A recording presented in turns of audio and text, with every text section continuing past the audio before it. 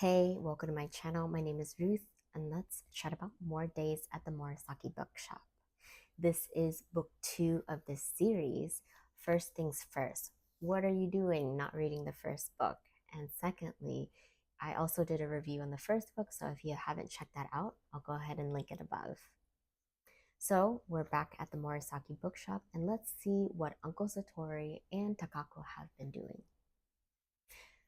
So in the second book here, Takako does a lot of reflection, which I love because it shows that she has grown significantly since she's been at her uncle's bookshop. So lots of things have been going well for her at work, life, and family in general. So I love that she does a lot of reflection in this. And Uncle Satori, he shines more in the second book because you see when he interacts with certain customers and Takako, he really shows his book knowledge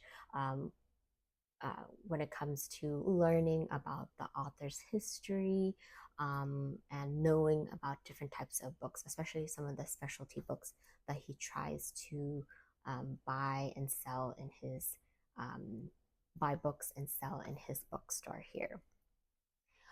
Some other characters that we meet in the first book also return, and I love again that the emphasis is around like this book culture here where you talk to people who love books, visit the bookstore, are regular customers, and this in itself I feel like is a community, right? A community of people who have shared interests but also try to look out for each other.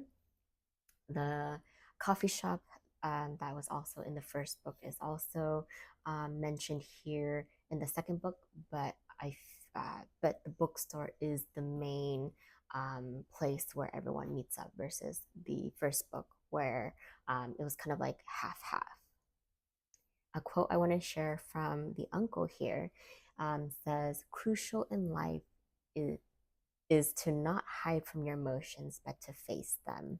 So, I think this is harder, easier said than done, right? Because when you, depending on the emotions that you feel, sometimes you kind of want to shut it out, maybe not share it with some of your close friends.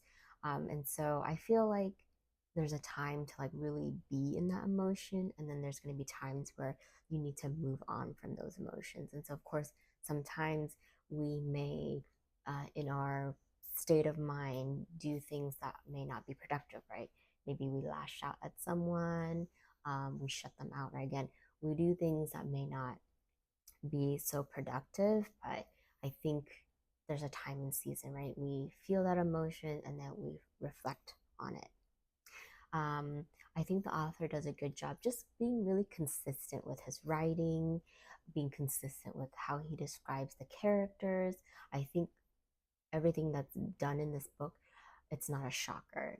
Like these emotions, these events that these characters go through, it's very natural. And I love that the author's also showcasing like their normalcy and regular day to day of people.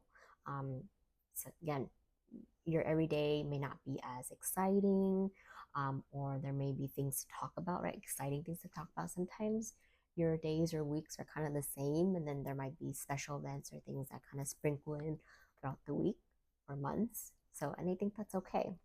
Again, and I love it. The book is very consistent in that regards. There's going to be some ups and downs as well that you feel in this book. So, love it.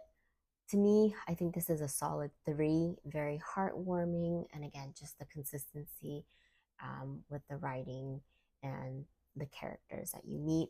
Um, Love that you see the growth in each of the characters as well. Um, will there be a book three? I don't know. Does this series need a book three? Personally, I think not. I like how the book ended the way it ended. Um, I just feel like we should just kind of keep things ending at a high note. We don't want to like drag things out. So I hope the author isn't going to write a third book, but at the same time, I guess if he does, then I will definitely check it out if that's in the works. Favorite character? Still Uncle Satori, in my opinion. He's just, again, his wiseness, his way of kind of assessing the situation. So he's still my favorite character in this book. All right. Oh, I forgot to mention too, in the book they mentioned about this Japanese confection called daifuku, and I love it so much. So if you haven't tried it, would recommend. So on the outside is like mochi, so it's kind of like a chewy, sweet covering, and then inside is red bean paste. And sometimes they'll actually stuff real fruit inside of the mochi. So one of my favorites that is done in Japan is strawberry daifuku. So just the combination of it is to die for. All right, well, like always, please let me know your thoughts. Did you like this book? Didn't you like this book? Who is your favorite character? Please comment, rate, share, and subscribe. Happy reading.